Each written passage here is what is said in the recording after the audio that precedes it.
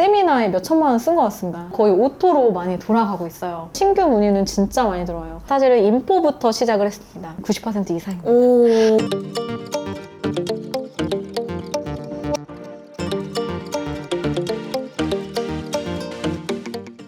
안녕하세요. 오늘은 신풍의 0211 필라테스에 왔습니다. 같이 바로 들어가 보도록 할게요. 안녕하세요. 바로 소개 부탁드릴 거예요. 네. 바로 이렇게 하나요? 안녕하세요. 011 필라테스 개봉 의류점 신풍점 대표를 맡고 있는 정수빈입니다. 반갑습니다. 반갑습니다. 그럼 저희 바로 앉아서 조금 얘기를 나눠보려고 해요. 네네. 우선은 원장님 생일이 2월 11일인가요?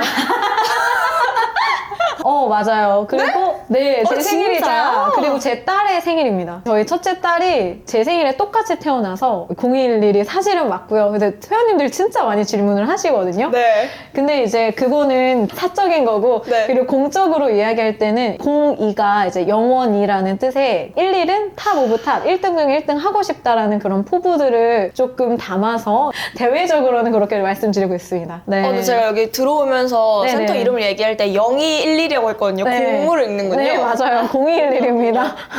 근데 두 개를 네. 운영하고 계시잖아요. 네네네. 여기랑 한 군데는 개봉 오류점에 구로구에 하나 위치하고 있습니다. 두 개를 왔다 갔다 하시는 거예요? 개봉점이 저희가 원래는 1호점이다 보니까 거기는 제가 사실상 없어도 거의 오토로 많이 돌아가고 있어요. 그래서 수업을 여기서는 제가 뭐 한 달에 5개 미만 정도 하고요. 강사님들이 초창기 멤버 거의 그대로 계속 운영되고 있습니다. 그럼 거기 네. 개봉에 있는 1호점은 네. 오픈하신 지 어느 정도 되셨어요?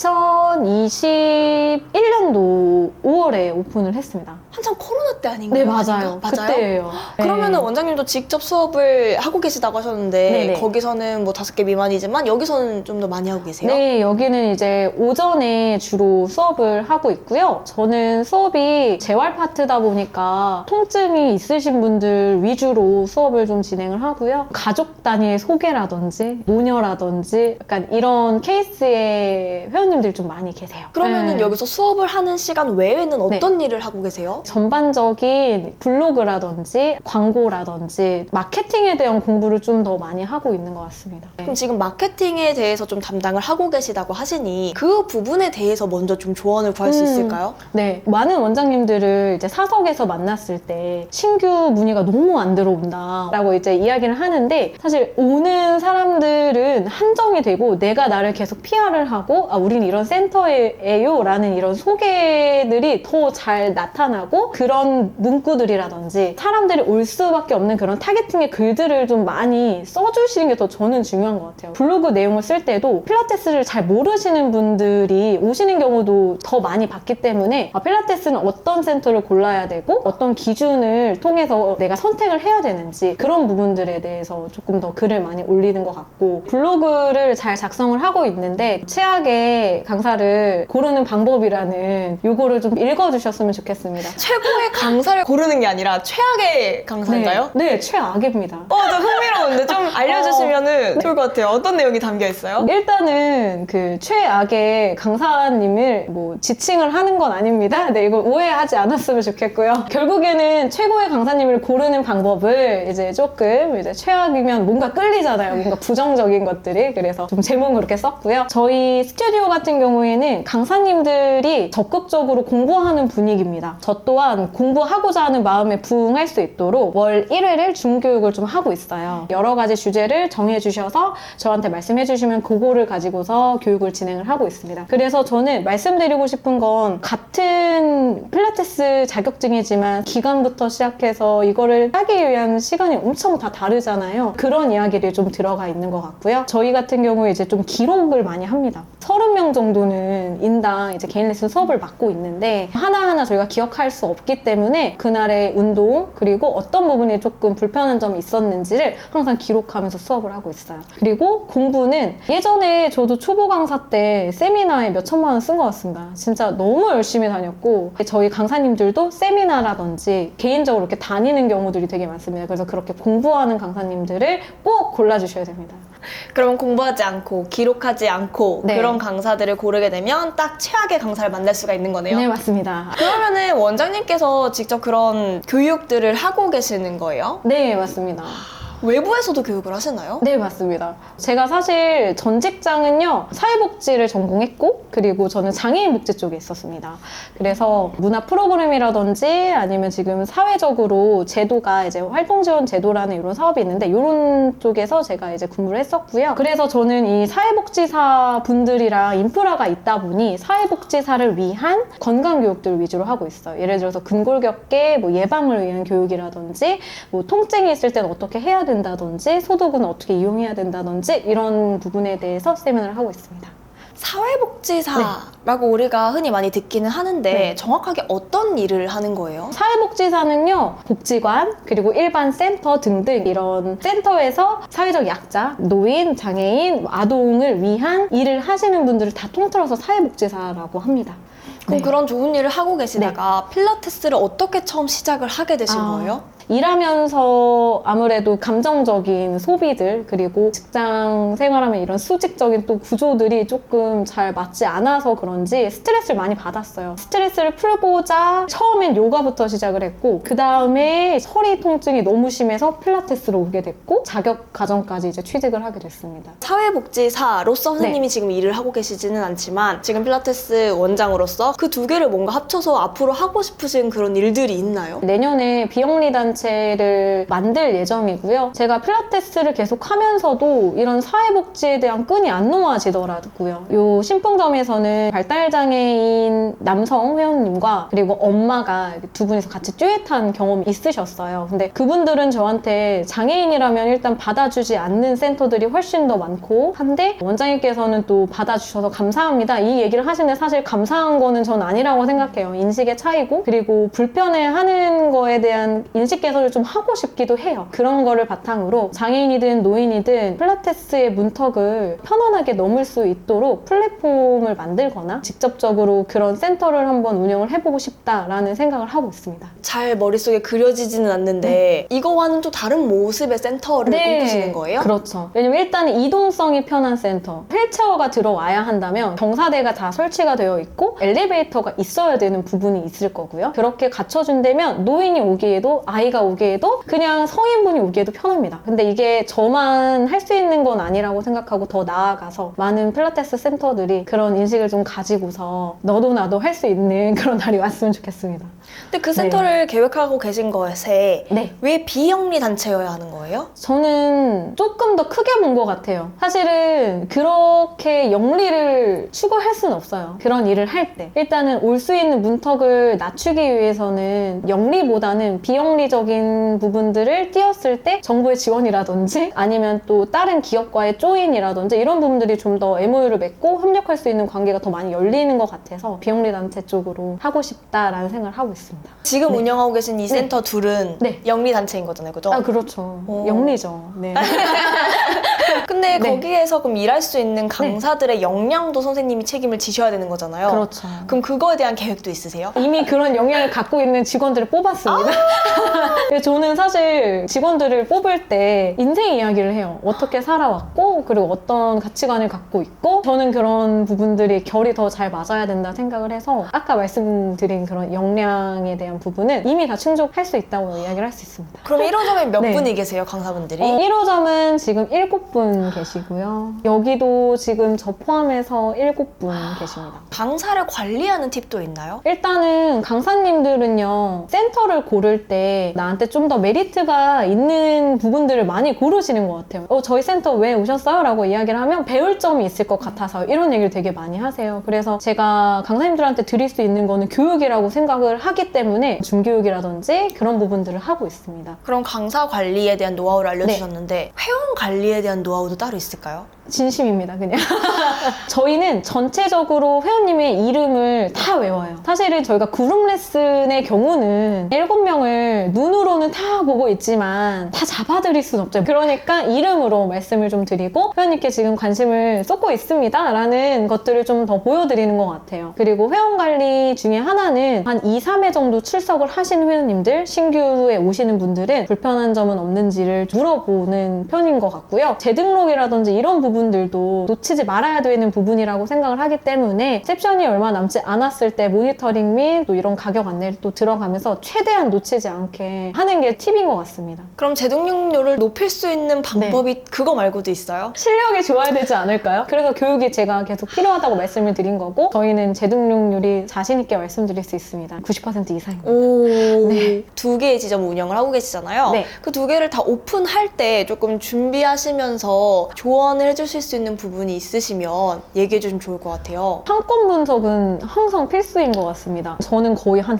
달 정도를 얼마만큼의 유동 인구가 있는지 일단 눈으로 좀 보는 편이긴 하는 것 같아요. 큰 프랜차이즈라든지 대형 뷰티라든지 여러 가지 그런 부분들이 있는지 사람들이 오고 가면서 간판과 팜플렛을 볼 수 있는 상권인지 그런 부분들을 첫 번째로 봤던 것 같고요. 그리고 요새는 인터넷에 각 구마다 인구 20대, 30대, 40대의 비율 이런 부분들이 잘 나타나 있기 때문에 체크를 하시는 게 좀 좋으실 것 같고요. 세 번째는 월세입니다. 결국에는 고정 지출을 줄이는 게 진짜 중요하더라고요. 좋은 상권은 사실 비쌀 수밖에 없지만 그래도 최대한 고정 지출을 줄일 수 있는 그 자리를 찾는 게 좀 더 중요한 것 같아요. 그리고 저는 주거 상권을 좋아합니다. 특별한 이유가 있어요? 주거 상권에 있으신 분들은 지속적이고 오래 하실 수 있으신 것 같아요. 상업 상권 같은 경우에는 왔다가 다시 가는 경우도 좀 더 많은 것 같습니다. 그리고 여기 바로 네. 아래층에 정형외과가 있던데 그것을 맞아요. 노리고 들어오신 건 맞습니다.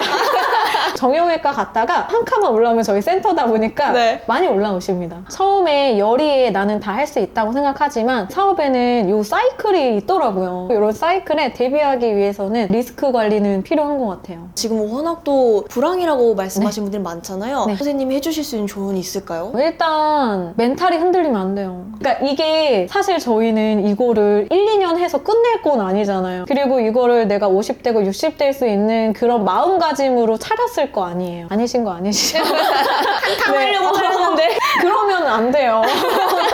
그럼 너무 힘들어요, 멘탈이. 그거를 길게 보는 과정이기 때문에 저는 정말 매출이 너무 안 나올 때 나의 내실은 어디가 한계점이고 어디가 문제일까를 많이 파악을 했던 것 같아요. 왜 재등록률이 안 나올까? 신규가 왜 이렇게 안 오지? 네이버 플레이스가 노출이 안 되나? 블로그를 사람들이 안 보나? 여러 가지 방법들을 많이 시도하고 내실에서 뭐가 부족한지를 봐주셔야 돼요. 나만 어려운 게 아니잖아요. 다 같이 어려운데 누가 끝까지 버티냐에 저는 싸움이라고 생각을 하거든요. 그래서 멘탈을 잘 잡고 여기서 더 이상 빠져나가실 수 없도록 회원님을 꽉 잡고 있는 게 중요한 것 같습니다. 그리고 진심은 통한다고 생각을 해서 회원님께 한 번이라도 눈이 더 가고 한 번이라도 손이 더 가고 관심을 기울이는 것밖에 정답은 진짜 없는 것 같아요. 그래서 그런 부분들 그리고 내실 그리고 외부 유입은 아까 제가 말씀드린 것처럼 블로그라든지 인스타라든지 관리를 해주셔야 돼요. 매일매일 안 올려도 되거든요. 일주일에 한두 개만 포스팅하는 것만으로도 되게 큰 도움이 되기 때문에 하나하나씩 조금 더 쌓아가시면 훨씬 더 좋으실 것 같아요. 그러면 신규 문의는 진짜 많이 들어와요. 사실 2월은 우리가 망한 달이라고 이야기합니다. 명절이어서. 개봉점은 신규 문의 자체가 10분 정도 오셨고요. 여기 또한 체험부터 시작해서 한 8, 9분 오셨거든요. 제가 마케팅 공부를 하고 블로그를 쓰고 노력을 했더니 이렇게 좀 결실이 나오더라고요. 이게 쌓여서 그런 것 같습니다. 꼭 이런 부분들을 귀찮아하지 마시고 열심히 해주셔야 되는 부분이라 생각을 해요. 근데 선생님께서는 박사시라고 들었는데 네. 어떤 저는 지금 경희대 동서의학대학원 대체보안의학과 박사 과정 중에 있어요. 올해가 이제 마지막 연도고요. 한방과 양학을 다 같이 공부를 해서 병원 치료 불가 또는 한방에서도 어려운 그 외의 모든 것들을 대체보안의학이라고 합니다. 대체보안의학을 통해서 치료할 수 있다. 이런 부분들에 대해서 좀 배우고 있습니다. 지금 제가 공부하면서 제일 재미있고 실전에 쓸 수 있는 거는 생활습관의학이요. 건강보험에서도 당뇨병, 고혈압 등등 유병률이 계속 높아지다 보니까 치료 수가가 자꾸 올라가니까 부담이 되잖아요. 그래서 그걸 줄이기 위해서 생활습관의학이라는 부분들을 조금 더 강조하는데 먹는 거, 입는 거, 운동하는 거 이 세 가지를 내 몸에 맞춰서 어떻게 하면 좋을지에 대한 부분들을 공부하는 학문이거든요. 이 과정들이 하버드에서 들어왔거든요. 이제 한국에 들어와서 점차 넓혀지고 있습니다. 생활습관의학이라는 걸 한번 검색해보시고 좀 더 공부하고 싶으신 분들은 저희 학교 오시는 게